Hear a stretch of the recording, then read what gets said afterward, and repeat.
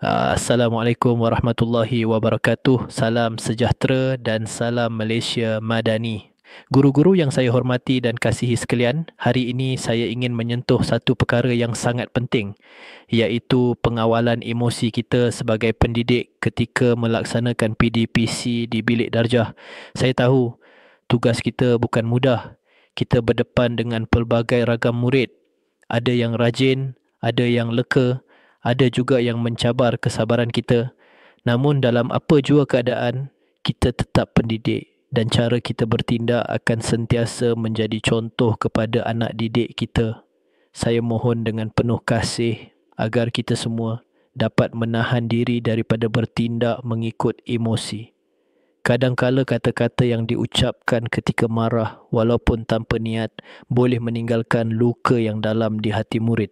Luka pada perasaan jauh lebih sukar dirawat berbanding kesilapan akademik. Gunakanlah perkataan yang lembut, nada yang sopan dan pendekatan yang berhemah. Suara lembut seorang guru lebih berkesan mendidik jiwa murid berbanding suara tinggi yang menakutkan. Teguran yang datang daripada kasih sayang akan lebih mudah diterima dan meninggalkan kesan yang mendalam.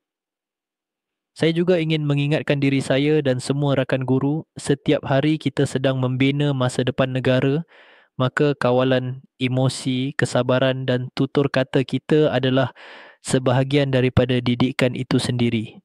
Jika kita merasa penat atau tertekan, ambillah sedikit ruang untuk bertenang. Berbincanglah dengan rakan sejawat, dengan guru kanan atau dengan pihak pentadbir. Sekolah ini keluarga kita dan saya mahu semua warga sekolah rasa disokong, bukan disalahkan. Marilah kita bersama-sama memperkukuh budaya positif dalam PDPC, berkata dengan hikmah, menegur dengan kasih dan membimbing dengan sabar. Kerana di sebalik setiap murid yang degil, mungkin ada hati yang sedang mencari perhatian dan kasih seorang guru.